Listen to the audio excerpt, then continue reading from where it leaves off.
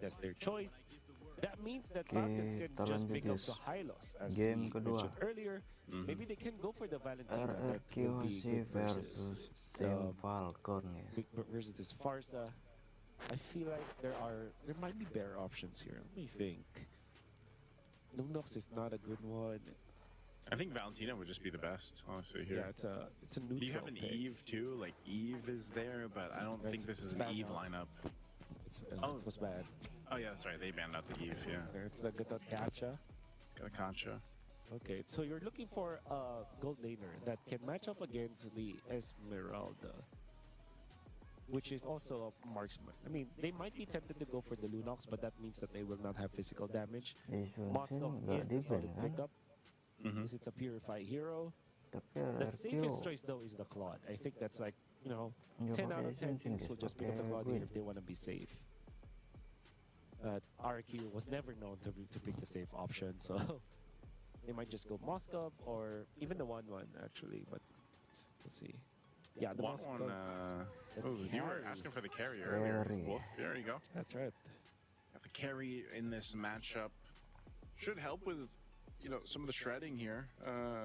Yeah. Especially with a Yuzhong. Might actually, if they're able to go ahead and we've seen it before where the Yuzhong, you end up dying before you can even use your petrified combo. But the carry is also going to help shred through even the God of Concha in a sense. But I do like Team Falcons lineup. I think it's still good. It still serves the purpose that they had in Game 1. And this time around for RQ Hoshi, I think they've still covered those bases, but hopefully they just have a better early game. I think that was the main thing. They got kind of split off. Like even that early death that we saw Susujin take on the YSS in Game 1. It's like I think around Lith Wander even, it was like, whoa, what do your roam's not there. So maybe some of those minor mistakes can be fixed here for RQ Hoshi to get themselves to a Game 3. Here we are. Gotf Gacha and the Valentina, I would say, is the weaker of the two mid lane duos that we have. I definitely feel like Khalid and Farsa together is such a strong combination. Valentina has fallen out of favor when it comes to strength in the mid lane. Troll might even be forced to pop the Revitalize. Indeed, it will be the case here. Burned through the battle spell, but it's okay. Sometimes it's much better to pop the Revitalize in the first wave because that means that it will be super duper ready come the first turtle fight. Yeah, this is what we typically see too with the Khalids, and you be aggressive, get some of those early balance spells down too, eventually the ultimates, but also just you're good at being able to go ahead and like bait some of these things from the opposing team too, just because you can go ahead and heal back up with Quicksand Guard and be a distraction in yourself. So this time around, nothing too crazy, even into that first Lith Wander, which is the best case. So, like, that alone is RQ Hoshi saying, like, let's not make that mistake that we did from Game 1. And I'm wondering, the timing here with this lineup for RQ Hoshi, especially having a carry. Is carry still basically you need those 3 items to lock in? Scaling wise, she still needs the, tips. She still needs those 3 items. Yeah, 3 item power spike. Power spike. For all those who don't know. Yeah, that's the tips. Yeah, for sure. Look at this. Susujin, hop on the Requiem. Revitalize is going to be used again. Troll, he might be in trouble this time as First Blood go to the hands of Dyron. Team Falcons look like they wanted to make a play up there, but that's what I was saying. The Guinevere is going to help a little bit more, though, just because, again, you have that crowd control plus that Requiem to follow through with the rest of this lineup here. Yep.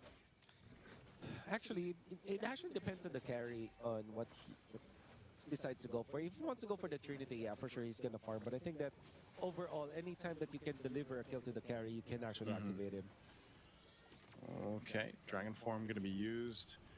All for the space for Boyet to go ahead and get this turtle. A Feathered Airstrike to keep Troll up at bay. I'm not sure if this is going to break into a fight. A good usage of the Raging Sandstorm stolen by Coffin. And once again, they're going to be duking it out. A 1v1 with Edok and Troll going at it. But Boyet's finally going to fall. A good play from Coffin, the MVP from Game 1. But it's a trade, though. And RQ Hoshi gets that trade in their favor. Yeah, big trade. That would be in favor of RQ Hoshi. I was surprised that Coffin still survived after that, but he actually started the fight so well for Team Falcons. I wonder how Boyet died in there, but yeah, that was the costly death out there. Fortunately for him, Sutsujin dropped way before he dropped. So that means that when it comes to the EXP, Boyet will have a little bit of an advantage. But overall, RQ Hoshi more than happy to take that trade. Aduh, rinsnya guys.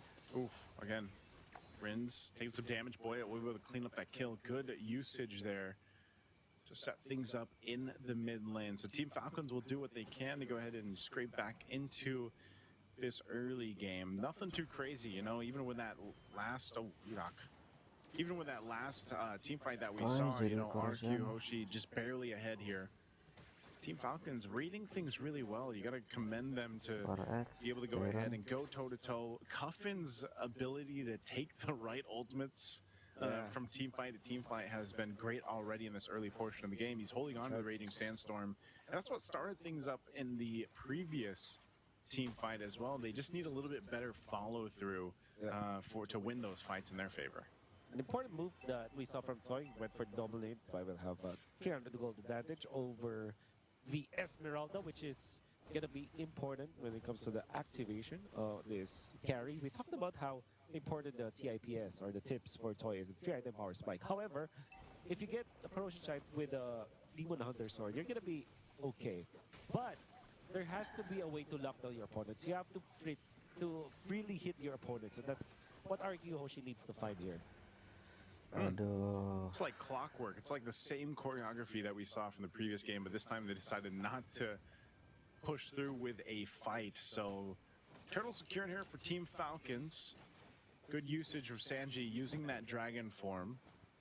I'm not sure if they're going to jump in on this. Yeah, Troll was there just to back him up if they needed. Cuffin's still holding on to the Raging Sandstorm, so good control. Like, this is all just kind of disciplined gameplay on both sides. A jump in from Susujin. There's the feathered airstrike, though, and not enough time for Cuffin to get out with the Raging Sandstorm. And AOG, right for Rins, but Troll with Boyet. They're looking to potentially make a play. He's got the Revitalize, but he's going to be thrown into the air again with that spatial migration. So another good pickup for RQ. A great pickup for RQ Hoshi, as we're looking for opportunities to get good targets. Taking down Coffin was more than good for RQ Hoshi. Then they get another bonus, which was to take out Troll with the Revitalize. So they have achieved so much. In fact, it prompts some rotation from Sando. That meant that there will be no one to defend this bottom lane, and Toy will be able to push that lane for the team, and further increasing the lead that RQ Hoshi has right now. About 2,000 gold, 5 minutes in or 6 minutes in. When it comes to EXP, they are at par with Boyet anyways. Of course, Boyet has a little bit of XP lead over Sutsujin, but come the next turtle, they can actually teamfight if they do utilize all of their abilities and their heroes. So, RQ Hoshi, good start for them. Oh, Sano falling down, big play down bot. RQ Hoshi, again, all this too is just buying time here for Toy to go ahead and scale up on this carry. He's going to be a big portion of the damage later on once RQ gets to that stage of the game. You know, carries there to shred it out. But, you know, when you have this kind of start for RQ Hoshi in terms of, you know, your roams got kills, your XP lanes got them, Rins is pumping out the damage, and Susujin, all part of this plan is just to really set things up with the crowd control that comes with the Guinevere. But Team Falcons so far relying on Boyet here to go with the 50-50 on the Retribution. We'll see if he gets enough space. Pops out the shadows there. Going to be able to go ahead and secure it. So Boyet gets the turtle. This fight's going to break out. Cuffin jumping in with the Raging Sandstorm again. You know, can't get away. So once again, Boyet looking potentially to do some damage. No shadow kill though. But hey, they've done enough. Getting back into this game, they've got a little bit of gold to work on. Putting pressure here on the tier 1's going to be great for them. Diamond taking a couple shots. Sano there. Landshaker going to be dropped down. Boyet joining the fight back. Does he have the shadow kill soon? It's a 3v1 with Dyron holding his own. He's got the Homelander shields to keep him up, but he will finally be pushed off that tier 1 turret. Great pick. I don't know if Dyron survived that. That's actually pretty crucial, but Team Falcons will collect the turret takedown as their consolation prize. There could be a kill down the bottom lane as RQ Hoshi are poising to go for a death brush play. It's gonna be good, but Team Falcons has a wombo combo that's very scary later on.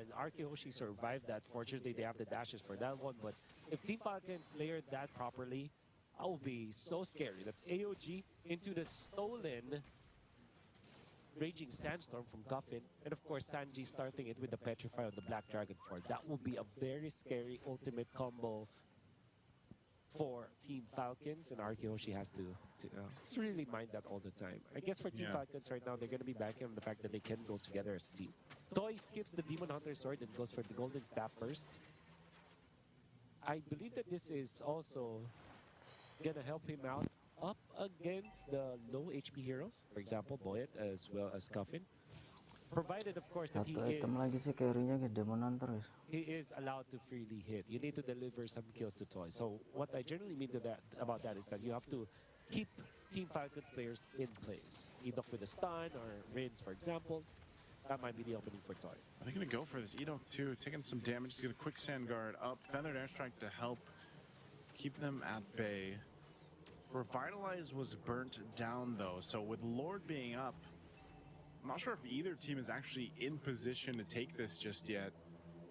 They might want to choose to wait for those, of course, the Raging Sandstorm and the Feathered Airstrike to be back up for Hoshi, so it's more so just kind of delaying this given the information, but I think Team Falcons will go ahead and keep Sano at least on the top side to put pressure there. You see the orange buff going in the hands of Toy now. This is what I was talking about with the transition period earlier on, just minutes ago, where, you know, now it's Toy's time to shine. He's had plenty of time to go ahead and farm up. He's got buffs now, and now that we're focused on these Lords, he's going to be crucial to stay alive. So now Team Falcons kind of has to watch out for that, not get set up with that Raging Sandstorm and make things happen. Good burn of the Flicker, though, against Rins. Rins going to stay alive for this.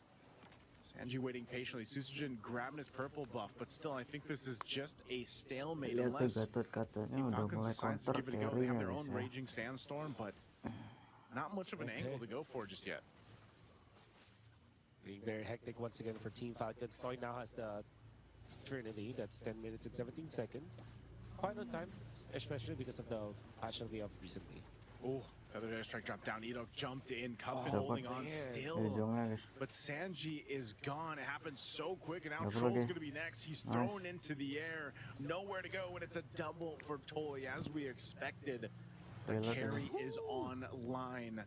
And now they've just got to free it Lord to go ahead and secure after those 2 kills. Ain't that the perfect timing to get your free item power spike? Toy had his Demon Hunter Sword along with the Spinning Light Wheel, all of the kit from the carry. That's true damage that you can actually hit the Black Dragon with. Oh, again, Sano getting caught here. Spatial migration, proving point. This Guinevere so strong, and now Boyet finally getting caught again. Put another kill for Toy. Right now, Hoshi has just flipped that switch in their favor. Toy's going to go grab that tier 1 up top as they wait to play into this Lord marching down that bottom lane. Team Falcons now in a precarious position, trying to stop the bleeding here, man. One of the hidden techs that we usually see up against the Yuzhong from way back is to pick up the carry, because you have the Purify or the Flicker, you're okay against the Yuzhong. And if the Yuzhong messes up, you can actually utilize your ultimate and just keep on attacking even the Black Dragon form. Because even if you have so much defense and so much HP, the damage output coming out from the carry is true damage, and it's also HP based. So it's actually more than enough to take out the Yuzhong. As you saw, Sanji couldn't even stay in front of the carry because of how strong he is. Now Hoshi are showing us how it's done. They have adjusted, and now they are leading by so much.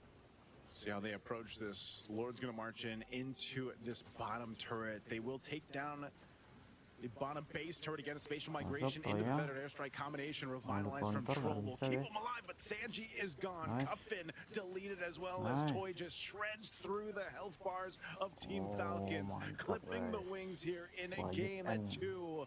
Taking them a little bit longer to end it, but it's a double for Troll, or double for Toy as Troll falls and Boyet can't do anything as Hoshi takes us to a game 3. Just like yesterday when we saw Team Falcons, they were the team during that last series and also the last Spirit series. For lanjut today, they will force game di number game 3. ketiga You gotta guys. credit it to what RQ Hoshi has done though, because they were able to recover. Team Falcons were already controlling the early stages of the game, but RQ Hoshi with the right moves, the right pickoffs,